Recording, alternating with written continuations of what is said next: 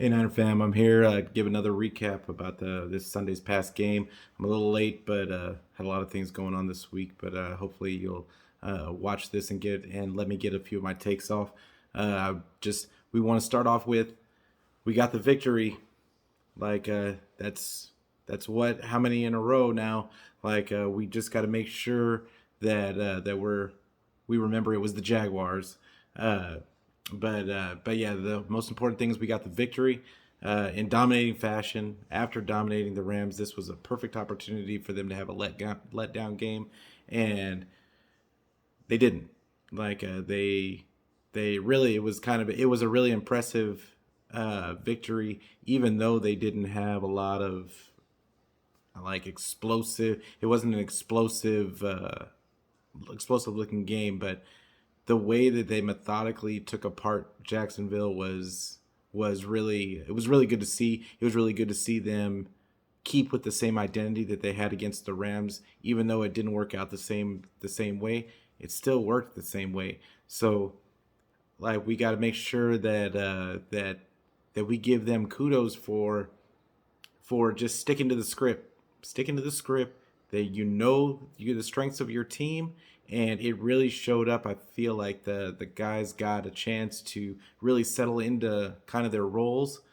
Uh, but uh, but yeah, like I can't start this video without talking about the run game. The run game was just even though I think they averaged a little bit over 3 yards a carry. We had another game of 40 plus runs, uh, and it wasn't working, which is great to see Kyle do. Regardless of if it's not working, we're not gashing them for plays. It doesn't matter. Like we just keep running the ball, keep it going because what's what that's gonna do is it's gonna create exactly what it created for Jimmy, which is just open throwing lanes, even if they knew he was going across the middle. Like it still created those running lanes. So we got to give Jimmy his props. Like even though we're giving him his props, we got to remember that they did run the ball 40 times a game. He only threw the ball I think like 22 times a game or 22 times this game. So let's not go crazy about the Jimmy G, but he got exactly what we expected. What we kind of expected when you have a chance to run the ball and and keep that defense looking for the run. That's the time that Jimmy gets to cook. Not any other not any other time. You're not going to beat anybody just dropping back and letting Jimmy find the open guy when that's not his game. So I was really happy to see Kyle like stick to the script. Like and as far as the running game goes, I loved seeing uh, Kyle. I loved seeing Kyle. Uh, we're gonna go over that running game again. The running game led by Jeff Wilson because Mitchell was hurt. Um, we missed Mitchell's explosiveness. I feel like there was a couple of times where I felt like if Mitchell was in there, we probably would have done some things. But Jeff Wilson was Jeff Wilson, exactly looking for contact, and it gave the defense enough pause to allow Jimmy to cook. So um, the uh, the the other part of this game was defense. Defense showed up. Now, granted, Jacksonville is terrible, terrible on offense. They have no playmakers, from what I saw. The one guy that they had as a playmaker, Agnew, he got hurt. So it's gonna be tough sledding for Trevor Lawrence, regardless of kind of how bad they looked. Uh, I'd still take Trevor Lawrence, not over Trey because we don't really know what Trey is yet, but Trevor Lawrence is he's got the all the ability is there. I just feel like the game plan, and it's really hard for them to even come up with a game plan because they have no playmakers. That's the way I saw it, and their running game because they have no playmakers on the outside. It caused their running game. It made it really easy for us to stop the running game. So, um, but But the first thing I just wanted to talk about a couple of things today. I mean, first of all, we were talking about the running game and the lack of yards not really being a problem. There was a Sermon sighting. We had a Sermon sighting, so we haven't seen Sermon much of anything this year.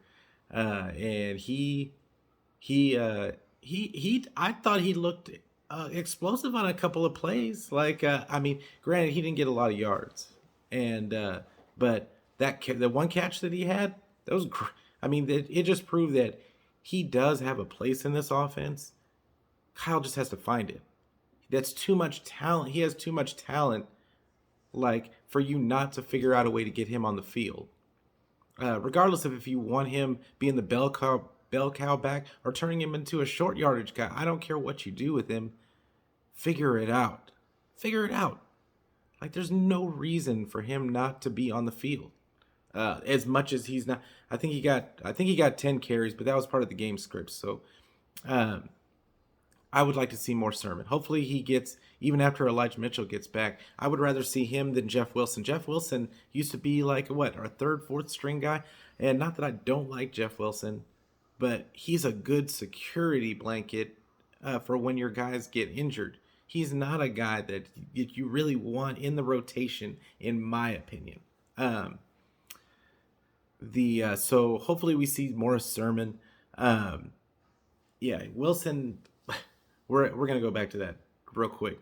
Wilson is just not explosive. He's a back that doesn't have a, even though he looks for contact, he doesn't really have the size to look for contact like he does.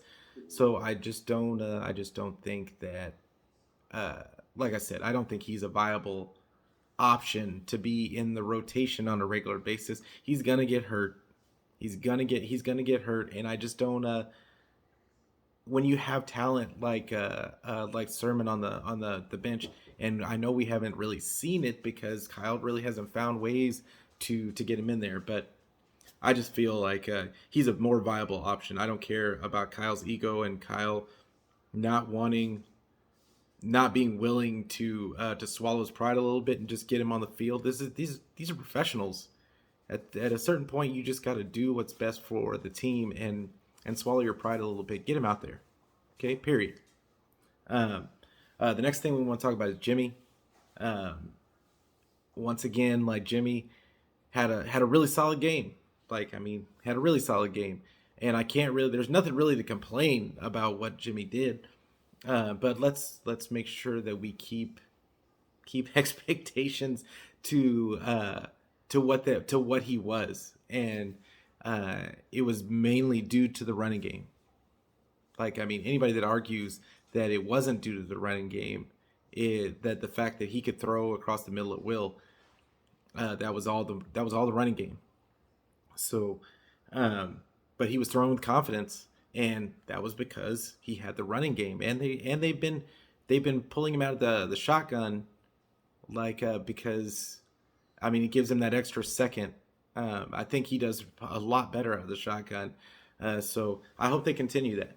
Like I hope they continue. I hope they continue. The formula that they have right now is working for him, and yeah, like I mean, he remind and like I don't want anybody talking about 2019 vibes, like because what we don't the Jimmy that we don't need is the Jimmy that we saw in the playoffs in 2019.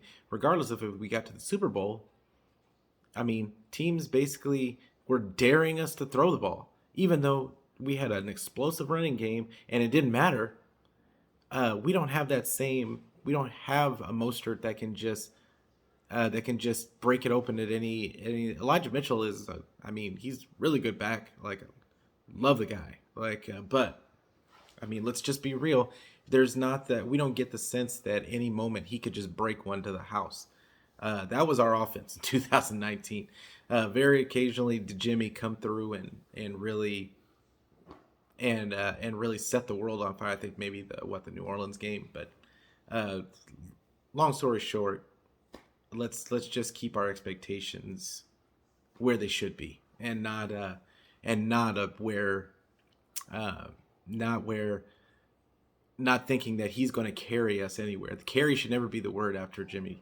Okay, um, but he had no turnovers. He had no turnovers, and he was just abusing the middle of the field because of the run. They just sucked everybody in for the run game. Um, yeah, it was. I loved seeing his rapport with Ayuk. Ayuk had a really good game, and I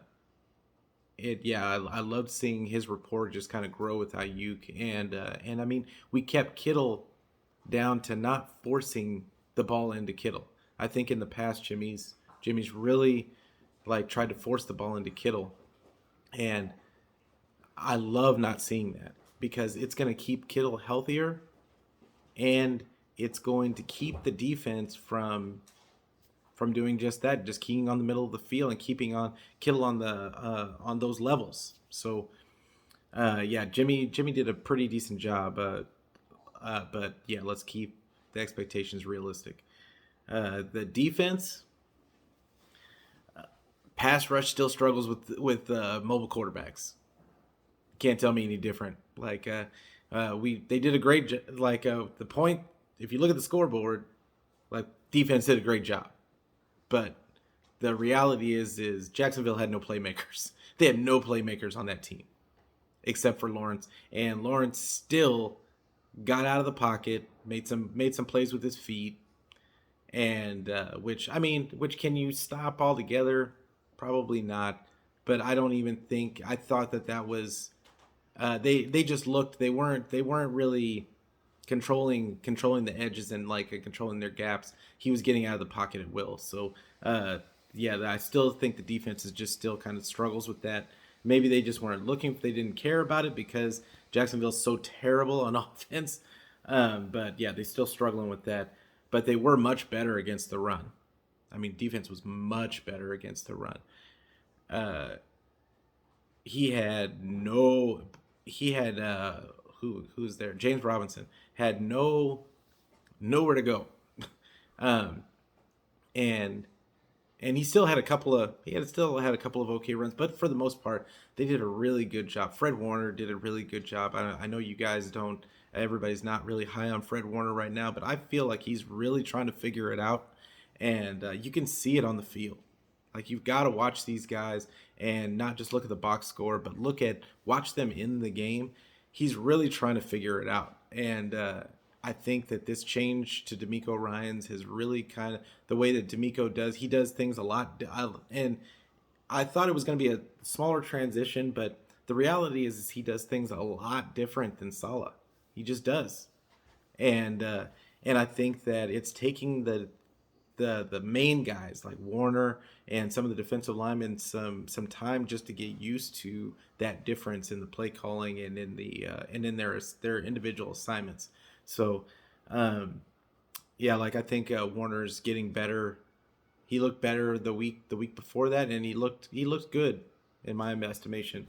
Um, the but yeah, the reality is that the reason why they only scored 10 points was because they have no playmakers. Jacksonville has no playmakers. So to take anything from this game about the defense, you're not really. The only thing that I could take was that they actually paid attention to holding on Bosa. Like Bosa got 2 sacks, and like that man is a beast, and like he is just. I just don't think there's anybody that can block him. I don't think there's anybody that can block him. And what really kind of concerns me is that with him doing what he's doing on the edge, that nobody else that everybody else is really struggling to get like when he should be commanding a double team. Like I don't understand. I don't understand how the rest of the line isn't feeding off of what Bosa is doing. I think Bosa is doing awesome. Now granted, he's out of position sometimes. And honestly, he's kind of iffy against the run. But on those passing downs, I mean, I don't think there's another person in the league I want more than Bosa on the edge. So I mean, great job by Bosa. But yeah, overall defense, we really can't take anything from this game because it's Jacksonville, and I hate saying it's just Jacksonville because I think every team in the NFL they're in the NFL for a reason. So, but Jacksonville is terrible on offense, and they need to scrap that system and start over. They're gonna have to do a lot in the offseason to revamp that offense. So we'll see what happens. But the one of the other things I want to get back to Ayuk. Ayuk to me looked like a true number one option for really the first time. There was no real. Last year he was really good for a rookie, and I mean he would have flashes. He would have flashes. He would do his little things, and like they would put him on. But this was the first game where I saw them actually really just focus on him being a receiver, and it looked like he was the number one option, and he was obviously the best player, the best receiver on that field. He was their man coverage beater.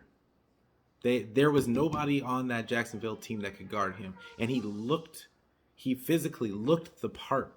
Like I don't know if anybody else saw this, but the man just looks he just looks chiseled. He looks the part of a number one wide receiver. Uh, I mean that doesn't mean he's the tallest guy, but I mean guy's got ridiculous arms, and he's a stout guy. He just looks the part of a number one wide receiver. He runs. I think he runs pretty good routes. I'm sure Eric Crocker would say that he's inconsistent from time to time, but from what I saw, I don't think there was anybody on that field that yesterday that could guard him. Now, granted, I think all of Jacksonville's corners are out right now. But regardless, he took advantage when you can only take advantage of what's in front of you. And I felt like he took advantage of that situation, and there was nobody that could guard him. So Ayuk did a great job. And I just all we can think about is what could be after Jimmy's gone.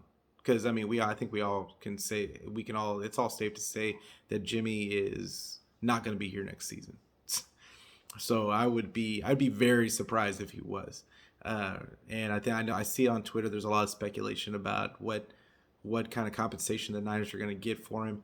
I really think, in my opinion, they don't get anything higher than the third. I don't care what Jimmy does for the rest of the season. I don't think any team is. I don't think any team is.